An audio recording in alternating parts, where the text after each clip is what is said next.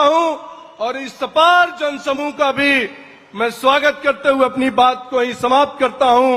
बोलिए भारत माता की, भारत माता की। बहुत बहुत धन्यवाद। बहुत बहुत धन्यवाद सर। చనిపోతాం అని తెలిసి కూడా యుద్ధం చేసేవాడు సైనికుడు. నష్టం వస్తుంది కదా అని తెలిసి కూడా వ్యవసాయం చేసేవారు రైతులు. అటు రైతులన్నా ఇటు సైనికులన్నా అపారమైనటువంటి గౌరవం వారికి. ప్రజాసేవతో సంక్షేమంతో ఇదే బాటలో ఆంధ్రప్రదేశ్ ని ముందుకు నడిపిస్తున్నటువంటి మన ఉప ముఖ్యమంత్రి వర్యులు శ్రీ పవన్ కళ్యాణ్ గారిని సందేశం అందించవలసిందిగా మనం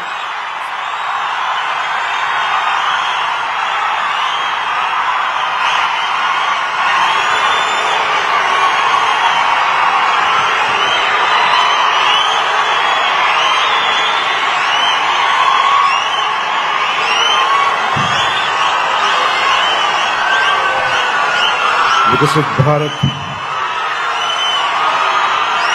वीरांजी జాతీయ ప్రారంభోత్సవం కార్యక్రమానికి మన ఆంధ్రప్రదేశ్ రైల్వే కోడు నియోజకవర్గానికి విచ్చేసిన గౌరవ కేంద్ర వ్యవసాయ రైతు సంక్షేమ మరియు గ్రామీణాభివృద్ధి శాఖ మంత్రివర్యులు శ్రీ శివరాజ్ సింగ్ చౌహాన్ గారికి, గౌరవ ముఖ్యమంత్రి వర్యులు రాష్ట్రాన్ని అభివృద్ధి పదం వైపు వేగవంతంగా సమగ్రతో నడిపిస్తున్న గౌరవ ముఖ్యమంత్రి వర్యులు శ్రీ నారా చంద్రబాబు నాయుడు గారికి, గౌరవ కేంద్ర గ్రామీణాభివృద్ధి శాఖ సహాయ మంత్రివర్యులు శ్రీ కమలేష్ పాస్వాన్ గారికి, గౌరవ కేంద్ర సమాచార ప్రసార గ్రామీణాభివృద్ధి శాఖ సహాయ మంత్రివర్యులు డాక్టర్ పెంబసాని చంద్రశేఖర్ గారికి, గౌరవ వైద్య ఆరోగ్య కుటుంబ సంక్షేమ శాఖ మంత్రివర్యులు శ్రీ సత్యకుమార్ యాదవ్ గారికి, గౌరవ రెవెన్యూ రిజిస్ట్రేషన్ల స్టాంప్ శాఖ మంత్రివర్యులు అనగాని సత్యప్రసాద్ గారికి, శాసనసభ్యులు రైల్వే కోడూరు నియోజకవర్గం అరవ శ్రీధర్ గారికి, secretary and ministry of rural development government of India Shri Rohit Kansal గారికి, principal secretary PR Shri Kantilal Dande గారికి, అలాగే కార్యక్రమంలో పాల్గొంటున్న గౌరవ శాసనమండలి సభ్యులకు, గౌరవ శాసనసభ్యులకు, ప్రజాప్రతినిధులకు, అధికారులకు, జిల్లా యంత్రాంగానికి, ఇక్కడికి విచ్చేసిన ప్రజలకి, మీడియా మిత్రులకు, మీడియా మాధ్యమాల ద్వారా వీక్షిస్తున్న ప్రజలందరికీ పేరు పేరున నా హృదయపూర్వక నమస్కారాలు తెలియజేస్తాను.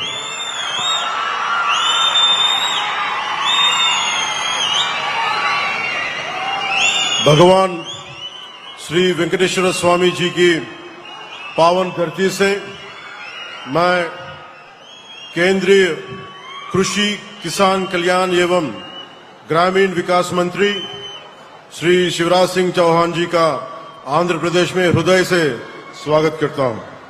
साथ ही मैं ग्रामीण विकास राज्य मंत्री श्री कमलेश पासवान जी की अगुवाई आंध्र प्रदेश की पावन धरती पर हार्दिक स्वागत एवं अभिनंदन करता हूं।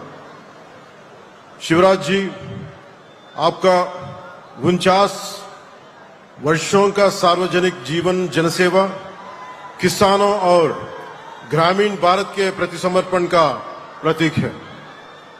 आपने 6 बार मेंबर ऑफ पार्लियामेंट और 4 बार चीफ मिनिस्टर मध्य प्रदेश के रूप में देश की सेवा की है।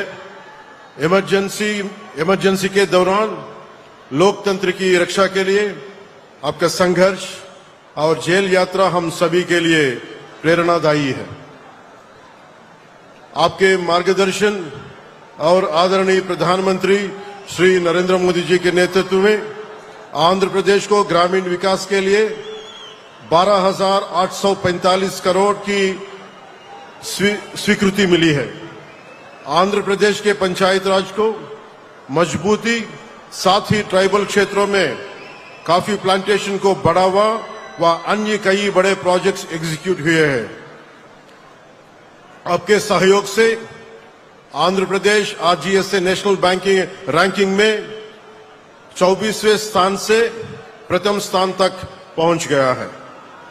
विकसित भारत जीराम जी के राष्ट्रीय शुभारंभ के लिए आंध्र प्रदेश को चुनकर आपने हमारे राज्य के हर नागरिक का सम्मान बढ़ाया है। इसके लिए मैं और आंध्र प्रदेश की जनता आपके आभारी हैं। बहुत बहुत ధన్యవాद శివరాజ్ సింగ్ చౌహాన్ जी। ఈ రోజు మనందరికీ చాలా ప్రత్యేకమైన రోజు। నేను హిందీలో ఎందుకు మాట్లాడామంటే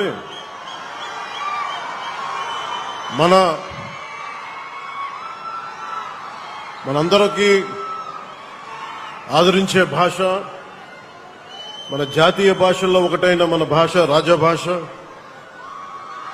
అంటే మనం ఎన్ని భాషలు విభిన్నమైన భావం ఒకటే, భారతీయత ఒకటే। అలాంటి మధ్యప్రదేశ్ ముఖ్యమంత్రిగా 4 పర్యాయాలు ముఖ్యమంత్రిగా ఉండి ఈరోజు కేంద్ర మంత్రిగా ఈరోజు మనకి పంచాయతీకి కావాల్సిన నిధులు వాళ్ళను ముందుండి ఈ రోజున అత్యధికంగా ఇన్ని రాష్ట్రాలుంటే 3వ స్థానంలో నిధులు ఇవ్వడంలో ఆంధ్రప్రదేశ్ 3వ స్థానంలో ఉంది। దానికి ప్రత్యేకించి శివరాజ్ సింగ్ చౌహాన్ గారికి ప్రత్యేక ధన్యవాదాలు। గౌరవ ప్రధానమంత్రి శ్రీ నరేంద్ర మోదీ గారు కళ్ళగంటున్న వికసిత్ భారత్ 2047 లక్ష్య సాధనలో కీలక అడుగుగా వికసిత్ భారత్ జీరామ్జీ జాతీయ ప్రారంభోత్సవం మన రైల్వే కోడూరు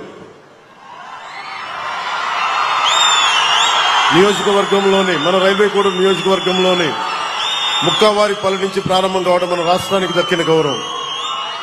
ఇందాక గౌరవ ముఖ్యమంత్రి గారు మాట్లాడుతూ ఉన్నారు, ఎలక్షన్ తర్వాత ఇదేనా అంటే లేదు, నేను వచ్చాను 2-3 సార్లు వచ్చాను। ఇందాక రూపనందిని రెడ్డి గారు చెప్పింది ఖచ్చితంగా పరిగణలో ఉంది, అది యువతకి భవిష్యత్తుకి ఉద్యోగాలు అనేది। నేను ప్రత్యేకించి ఒక సమయం తీసుకొని నేను మీ యువతతోనే మాట్లాడుతున్నాను, ఇక్కడికి వచ్చే మాట్లాడతాను। ఇదే ప్రాంతంలో మైసూరావారిపల్లి నుంచి రాష్ట్ర వ్యాప్తంగా ఒకేసారి 13,326 గ్రామ సభలు నిర్వహించి ప్రజల భాగస్వామ్యంతో ప్రపంచ రికార్డు సృష్టించాం। అదే స్ఫూర్తితో ఈ జాతీయ కార్యక్రమానికి రైల్వే కోడూరుని వేదికగా ఎంచుకున్నాం। ఆంధ్రప్రదేశ్ అభివృద్ధికి ఎల్లప్పుడూ అండగా నిలుస్తున్న గౌరవ ప్రధానమంత్రి శ్రీ నరేంద్ర మోదీ గారికి, అలాగే నేను కోరిన వెంటనే ఈ జాతీయ కార్యక్రమాన్ని మన రాష్ట్రంలో ప్రారంభించేందుకు అంగీకరించిన రాజకీయ ఉద్దండులు 4 మార్లు ముఖ్యమంత్రిగా చేసిన ధీరుడు కేంద్ర గ్రామీణాభివృద్ధి శాఖ మంత్రి శ్రీ శివరాజ్ సింగ్ చౌహాన్ గారికి హృదయపూర్వక ధన్యవాదాలు, కృతజ్ఞతలు తెలియజేస్తున్నాను। గ్రామీణ ఉపాధి, గ్రామాల ఆర్థికాభివృద్ధి, పేదరికం నిర్మూలన, స్వయం సమృద్ధి గ్రామాల నిర్మాణం లక్ష్యంగా గౌరవ ప్రధానమంత్రి శ్రీ నరేంద్ర మోదీ గారి నాయకత్వంలో కేంద్ర ప్రభుత్వం వికసిత్ భారత్ జీరామ్జీని తీసుకొచ్చింది। ఇది కేవలం ఒక పథకం కాదు, గ్రామీణ భారతదేశ భవిష్యత్తును మార్చే ఒక మిషన్। ఈ పథకం ద్వారా 100 రోజుల ఉపాధిని 125 రోజులకి పెంచడం చాలా చాలా గొప్ప నిర్ణయం। ఉపాధి శ్రామికులకి అదనంగా ఇంకొక 25 రోజులు ఉపాధి భరోసా కల్పించడం వారి ద్వారా వారి కుటుంబాలకి మరింత ఆర్థిక భద్రత లభించనుంది। జీరామ్జీ పథకం ద్వారా ముఖ్యంగా రైతుల అవసరాలను దృష్టిలో పెట్టుకుని మరి పంటల సాగు సమయంలో శ్రామికుల కొరత రాకుండా వ్యవసాయ సీజన్లో 60 రోజుల విరామం కల్పించడం ఇది రైతులకి చాలా చాలా ఉపయోగపడే నిర్ణయం। 26-27 సంవత్సరానికి కేంద్ర ప్రభుత్వం తన వాటాగా 7,707 కోట్లు కేటాయించింది। దేశంలో ఇందాక చెప్పినట్టుగా ఇది 3వ అతిపెద్ద కేటాయింపు। రాష్ట్ర ప్రభుత్వం వాటాతో కలిపి ఆంధ్రప్రదేశ్లో ఈ కార్యక్రమం అమలుకు మొత్తం 12,845 కోట్ల వ్యయం ఖర్చు చేయనున్నాం। గత 2 ఏళ్లలో ఉపాధి హామీ నిధులను సమర్థవంతంగా వినియోగిస్తూ పల్లె పండుగ మరియు పల్లె పండుగ 2 కార్యక్రమాల ద్వారా 16,695 కోట్ల ఉపాధి నిధులను వినియోగించాం। ఈ నిధులతో అంటే గత వైసీపీ చేసిన పాలనకి మనకి తేడా చెప్తున్నాం। ఈ నిధులతో 7,000 కిలోమీటర్ల సిసి రోడ్లు, 40,000 గోకులాలు, 15,500 పశువుల నీటి తొట్టెలు, 107,000 నీటి కుంటలు, అడవి తల్లి బాట కార్యక్రమం ద్వారా 1,373 కిలోమీటర్ల గిరిజన రహదారులు, 166,000 ఎకరాల ఉద్యానవన పంటల సాగుని అభివృద్ధి చేశాం. అలాగే 55 కోట్ల 40 లక్షల పని దినాలను కల్పించి గ్రామీణ కుటుంబాలకు ఉపాధి భద్రత కల్పించగలిగాం. దీంతో పాటు స్వచ్ఛ రథాల ద్వారా స్వచ్ఛ గ్రామం, ఆరోగ్య గ్రామం లక్ష్య సాధన దిశగా గ్రామాల్లో పారిశుద్ధ్య సేవలను ప్రజలకు మరింత చేరువ చేసి పరిశుభ్రమైన వాతావరణాన్ని అందిస్తున్నాం. ఇప్పుడు 26-27 సంవత్సరంలో పల్లె పంటకు సాధించిన విజయాలను స్ఫూర్తిగా కొనసాగిస్తూ రైతులు పండించిన పంటలను, ముఖ్యంగా ఉద్యానవన పంటలను సకాలంలో మార్కెట్లకు చేరవేసి వారి ఆదాయాన్ని మరింత పెంపొందించే లక్ష్యంతో కూటమి ప్రభుత్వం ఎన్నడూ లేని విధంగా 10,000 కిలోమీటర్ల డొంక రోడ్లని నిర్మాణానికి శ్రీకారం చుట్టింది.